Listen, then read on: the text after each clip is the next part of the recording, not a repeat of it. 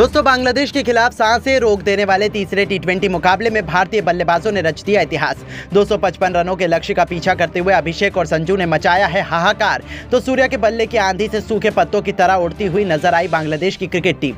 तो आखिर किस खिलाड़ी ने ठोका है सबसे तेज शतक, किस खिलाड़ी ने बरसाए सबसे अधिक छक्के? उनके विस्फोटक बैटिंग से लेकर दिलों की धड़कन कई गुना बढ़ा देने वाले इस रोमांचक मुकाबले की पूरी हाईलाइट का वीडियो भी हम आपको दिखाने जा रहे हैं, तो हमारे साथ अंत तक बने रहे। लेकिन उससे पहले आपको क्या लगता है कि सूर्य, संजू और अभिषेक में से कौन सबसे खतरनाक टी20 खिलाड़ी है? अपनी राय हमें नीचे दिए गए कमेंट बॉक्स में जरूर दीजिएगा। दोस्तों, जैसा कि आप सभी तो जानते ही हैं कि श्रीलंका सीरीज की समाप्ति के बाद इंडिया बांग्लादेश के बीच 3 मैचों की रोमांचक टी20 सीरीज का शुभारंभ हो चुका है, जो 1-1 से बराबरी पर खड़ी थी। इस सीरीज का अंतिम और निर्णायक तीसरा टी20 मुकाबला आज मुंबई के वानखेड़े स्टेडियम में आयोजित किया गया, जहां इस मैच में रोमांच की सारी हदें पार हो गई।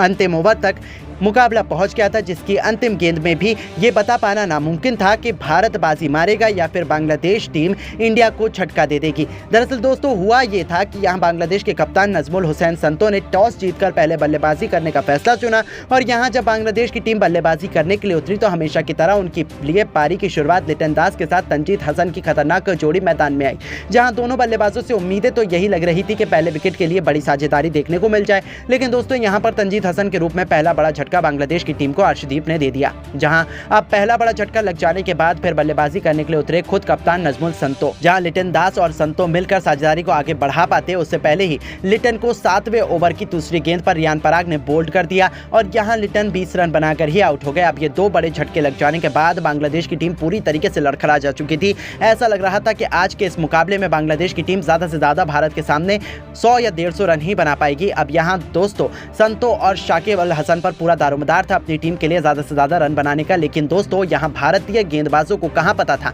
कि ये दोनों बल्लेबाज मिलकर आज अपनी टीम की किस्मत चमकाने वाले हैं। जी हां दोस्तों, हुआ ये कि संतो ने ताबड़तोड़ बल्लेबाजी अपने जैसी जारी रखी, उसी तरह का ढंग शाकिब ने भी दिखाया, जहां दोनों बल्लेबाजों ने मात्र 47 गेंदों में ही 82 रनों की साझेदारी कर डाली। इस दौरान विकेट चटकाना काफी ज्यादा अहम हो चुका था। तभी कप्तान सूर्या ने फैसला किया कि वो गेंदबाजी पर अपने सबसे बड़े मैच विनर अर्शदीप सिंह को लेकर आएंगे और 14वें ओवर की तीसरी गेंद पर अर्शदीप ने शाकिब के रूप में तीसरा बड़ा झटका बांग्लादेश की टीम को दे दिया, जो कि 53 रन बनाकर आउट हुए। और उनके आउट हो जाने के बाद फिर बल्लेबाजी करने के लिए उतरे महमदुल्लाह, वो कप्तान संतो के साथ मिलकर साझेदारी को आगे बढ़ाते हैं और अपनी टीम के स्कोर को 180 रन के पार ये दोनों बल्लेबाज लेकर पहुंचे। इस दौरान बांग्लादेश की टीम लगातार आगे बढ़ती चलती जा रही थी और दूसरी तरफ संतो का बल्ला रुकने का नाम नहीं ले रहा था। उन्होंने मात्र 36 गेंदों में ही भारत के खिलाफ 72 रन ठोक डाले थे। अब यहां से मैच पूरी तरह से फंस चुका था। तभी अर्शदीप ने आकर 17वें ओवर में संतो का विकेट गिराया, जो कि 74 रन बनाकर इस मुकाबले में आउट हुए और संतो का विकेट गिर जाने के बाद भारतीय टीम को चैन की सांस आई। लेकिन महमदुल्लाह ने साथी बल्लेबाजों के साथ मिलकर अपनी टीम को 220 के पार पहुंचाया। इस दौरान महमदुल्लाह ने जहां 53 रन बनाए और बांग्लादेश की टीम 20 ओवर में 5 विकेट के नुकसान पर भारत के खिलाफ 254 रन बनाने में कामयाब रही। और इस दौरान भारत के लिए सबसे ज्यादा 4 विकेट अर्शदीप सिंह के नाम रहे, तो वहीं 2 विकेट रियान पराग ने हासिल की। अब दोस्तों, बारी थी भारतीय बल्लेबाजों की इस मैदान पर कुछ चमत्कार कर दिखाने की। दोस्तों, खराब फॉर्म में चल रहे शुभमन गिल से आज सभी को काफी उम्मीदें थी। लेकिन दोस्तों, जब शुभमन गिल और अभिषेक शर्मा ने पारी की शुरुआत की तो आज गिल काफी बड़ी गलती कर बैठे। उनके पास मौका था आज बड़ी पारी खेलकर फॉर्म में वापसी करने का। उन्होंने खतरनाक चौका लगाकर शुरुआत भी शानदार की थी, लेकिन वो गेंदबाज के बिछाए जाल में फंस गए और बड़ा छक्का लगाने के चक्कर में फील्डर को अपना आसान सा कैच दे बैठे। वो इस मैच में केवल 4 गेंद पर 11 रन बनाकर आउट हो गए। अब दोस्तों, गिल का विकेट गिर जाने के बाद भारतीय टीम काफी ज्यादा दबाव में आ चुकी थी। अब गिल जब आउट हुए तो बल्लेबाजी के लिए उतरे खुद कप्तान सूर्या, जहां सूर्य और अभिषेक शर्मा पर हर किसी की निगाहें थी कि ये दोनों बल्लेबाज दूसरे विकेट के लिए कितने रन जोड़ पाते हैं। इस दौरान सब कुछ सही चल रहा था। शाकिब अल हसन के ओवर में सूर्या ने एक के बाद एक लगातार 3 गेंद पर 3 खतरनाक छक्के लगाकर टीम इंडिया को तूफानी रफ्तार से आगे बढ़ाना शुरू कर दिया।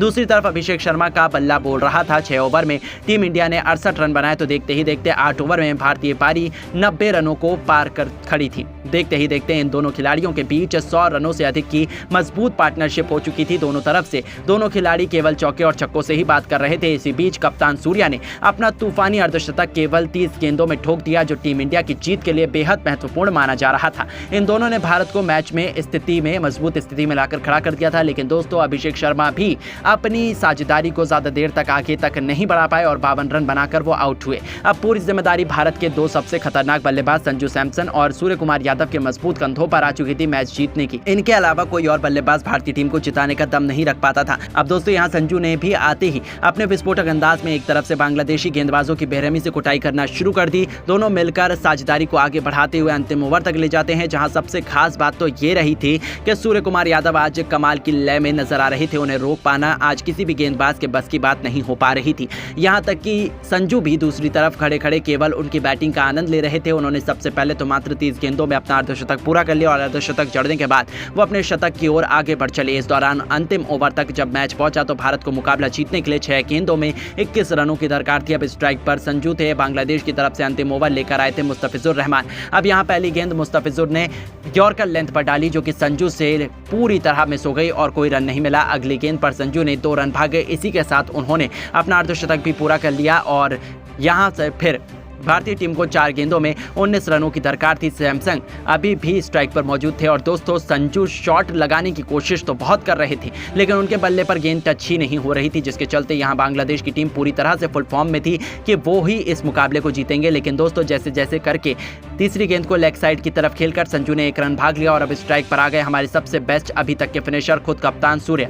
जहां सूर्या को 3 गेंद पर 3 तूफानी छक्के लगाने थे और तभी भारत की टीम मुकाबला जीत पाती, क्योंकि 3 गेंदों पर 18 रन भारत को चाहिए थे। अब चौथी गेंद पर सूर्या ने सामने की तरफ छक्का जड़ दिया। 5वीं गेंद पर डीप कवर्स के ऊपर से एक और आसमानी छक्का जड़कर सूर्या ने भारतीय टीम को जीत की दहलीज पर पहुंचा दिया। अब 1 गेंद शेष मात्र बची हुई थी और मैच जीतने के लिए 6 रन चाहिए थे। सूर्या बखूबी जानते थे कि वो Mustafizur Rahman wide yorker length डालने की कोशिश करेंगे और इसीलिए सूर्या ने पहले से ही अपना आंखें जमा कर रखी और अपने बल्ले का परफेक्ट स्विंग दिखाते हुए उन्होंने डीप मिड विकेट के ऊपर से महेंद्र सिंह धोनी के अंदाज में मैच विनिंग 6 ठोक दिया, जिसके चलते भारतीय टीम के होनहार बल्लेबाज सूर्या ने इस दौरान अपना शतक तो पूरा किया ही, साथ ही 109 रन की उन्होंने पारी खेली और अपने शतक के साथ उन्होंने भारतीय टीम को मैच भी जिताया। बाकी इस मुकाबले में संजू के बल्ले से 56 रन निकले।